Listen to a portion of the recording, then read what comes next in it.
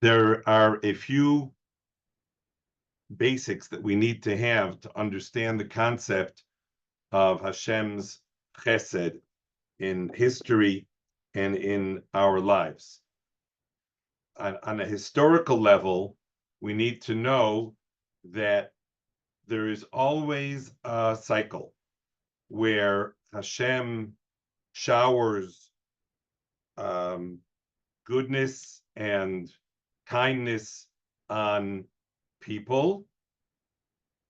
Then people become haughty, they get full of themselves, and then they need a correction.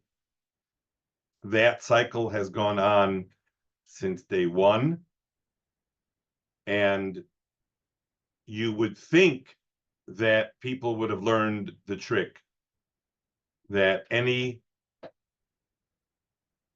order to break that cycle, they would need to stay loyal to Hashem while they're being showered with plenty.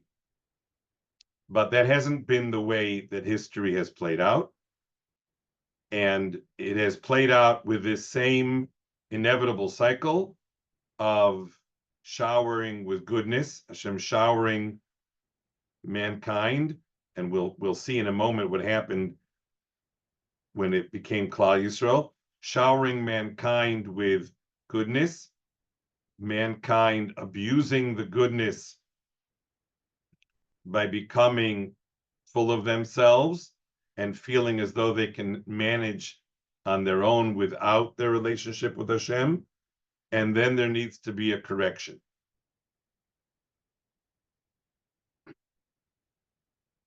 The inevitability of that cycle is because of the presence of the Yetzer Hara. And Hashem acknowledges that this cycle is inevitable because of the Yetzer Hara, and looks forward, waits for, anticipates the day where he can change the balance in the world by giving the Torah and thereby giving an antidote to the Yetzer Hara. Then there is more of a chance for the people to be able to be showered with goodness and not to lose the battle with the Yetzer Hara. So the Barasi Yetzer Hara, Barasi Torah Tavlin, that Hashem helped by introducing Torah into the world, Hashem helped to tilt the balance so that mankind from that point forward, and of course at that point, it's not mankind in general, it is the Jews, have a way of benefiting from the endless showering of goodness without falling out of their lane, without getting it wrong, such that they would need a correction. So this cycle has a chance, has a chance of succeeding once there is Torah in the world. And that is preceded by Avraham, who managed to tilt the cycle in a very interesting way. He tilted the balance by understanding this showering of goodness. He cracked the code. And let me just step back to explain that for a moment. It would seem if you've got a system that's not working, then you intervene in the system at some point.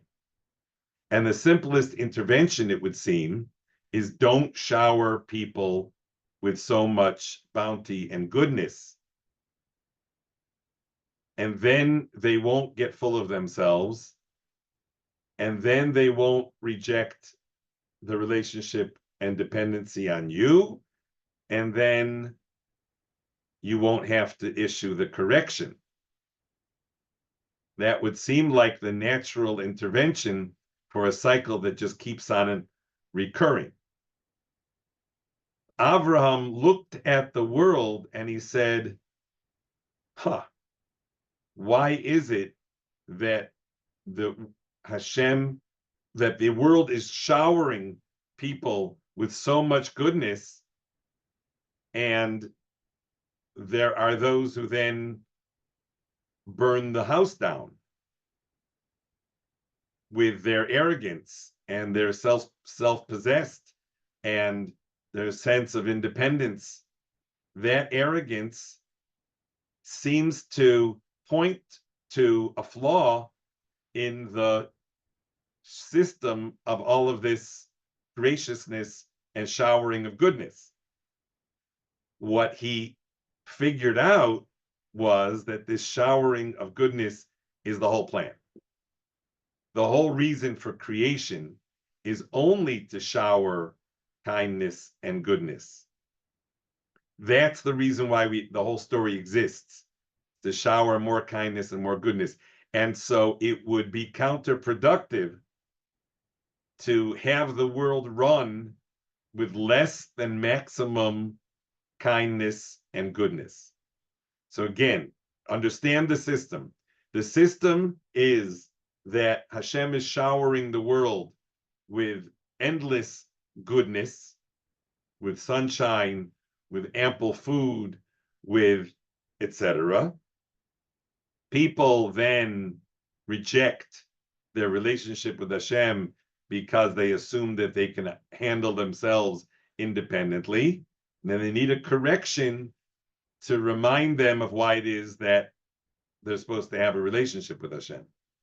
And Avraham is the one who cracks the code.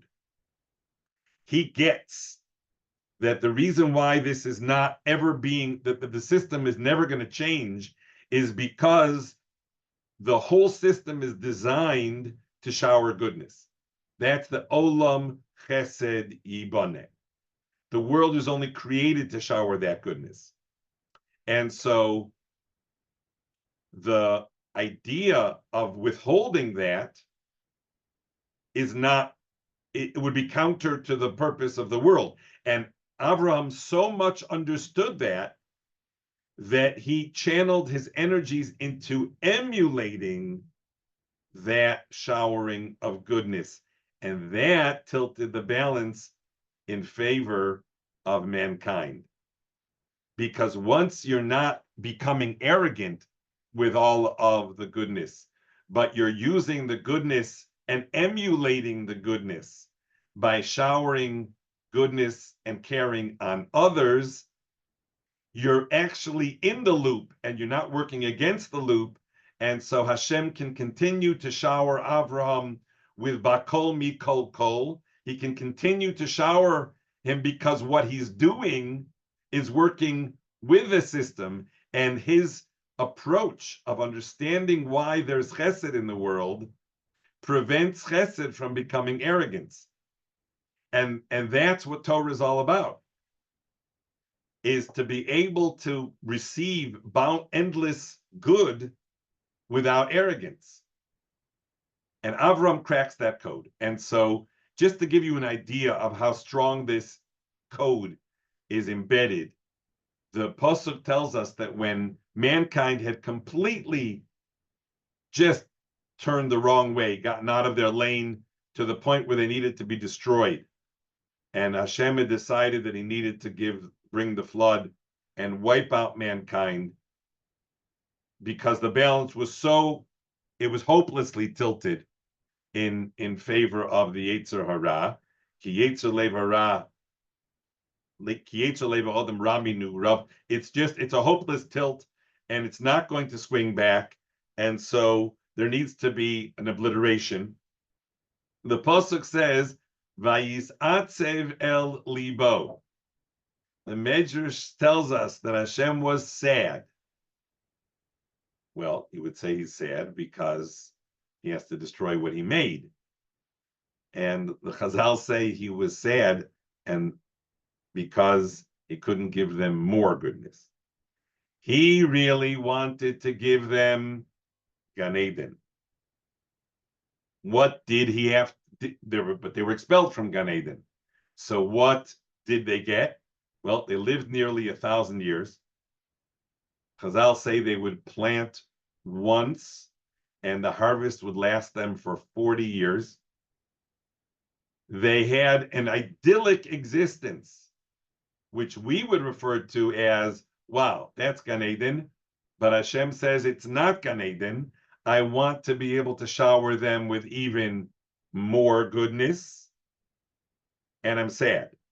Now, here is at the eve of the destruction of the world, Hashem is sad that he can't shower them with more goodness. That's really what the system is all about. So the idea that there is a constant push to try to shower man with more goodness, with more plenty, with more bounty, even at the risk that he might rebel, rather than withhold that goodness, may very well have to be a correction. So that's why Hashem looked forward to what Avraham did. Avraham turned the tables because he was no longer viewing the showering of goodness as, wow, I'm in great shape. I can do whatever I want. Instead, he is seeing the goodness for what it really is, that it's a steady stream, and he's looking to emulate that stream, and that's what he does. He becomes the paragon of Chesed because he cracked the code. And because he cracked the code, he tilted the balance, where now the bounty and the plenty is not putting people at risk. And that's what laid the groundwork for the possibility of the system starting to work. It culminates with Hashem bringing Torah into the world, and the Torah is designed to help. In other words, those who are immersed in Torah, the Jews, are going to be able to tilt the balance consistently, having had the message handed down from their Eltezedeh that here's what you're meant to do with bounty and success and security, etc. The problem always becomes that there are those who fall away from their involvement and engagement with Torah.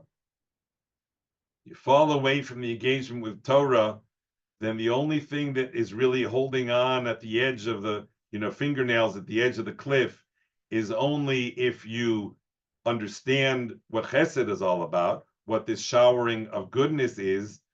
But the minute the person starts, the person or the group starts to become self-centered and self-sufficient because of the plenty, they expose themselves to risk, which is what continued to happen because there was always a percentage, sometimes a large minority, sometimes a great majority of Jews who couldn't figure out, who couldn't crack the code, or who the pressure of the Yetzer, the pressure to misuse their comfort and their security and their plenty, to misuse that and end up abandoning the relationship with Hashem and needing the correction. That never prevents Hashem, after the correction, from showering the bounty again. He showers the bounty again. You say, but wait a second, what about the risk? And what Hashem does is he intensifies Torah in the world. He puts people in the world who are great and immersed in Torah, in the hopes that that would tilt the balance a little bit longer, in the hopes that people would get the message and understand why there is plenty in the world, why there's bounty, and engage in Torah, understand why there's bounty, so that they themselves are engaged in Chesed, in an emulation of Hashem.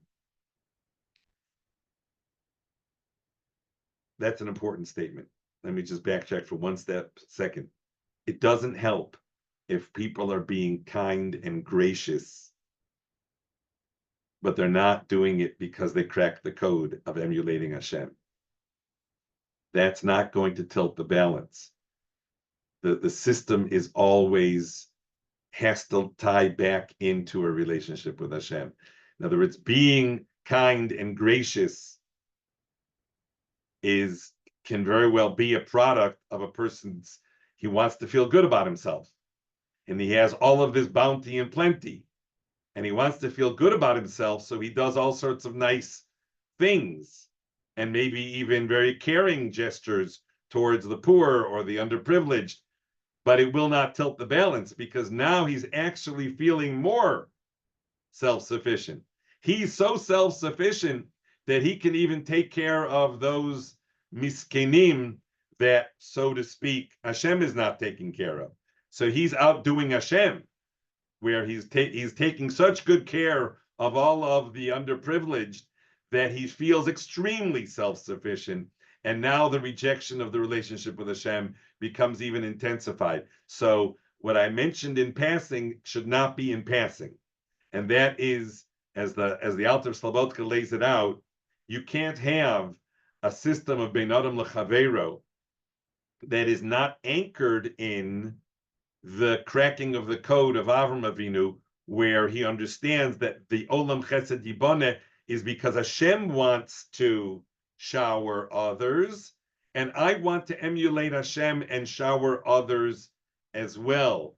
It's not because I'm so secure and so wealthy and so on top of the world that I can even take care of the people who are have misfortune and who aren't being taken care of otherwise. It has to draw from his relationship with Hashem. Otherwise, he leaves open for the system to tilt, and hopelessly tilt. It's not hopeless, because there's going to be a correction. And as long as there's Torah in the world, it's never hopeless.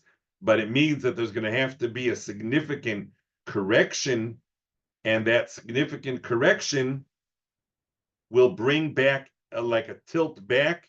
That correction will sober people up a little bit. It'll get them a little bit less secure, a little bit less confident in their own kochi v'otzem yodi, and a little bit less confident in their comfort zone. It'll send them flying all over the place.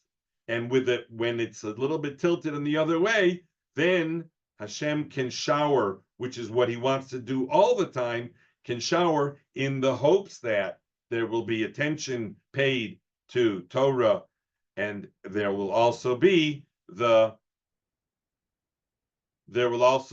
understanding of why Chesed is in the world.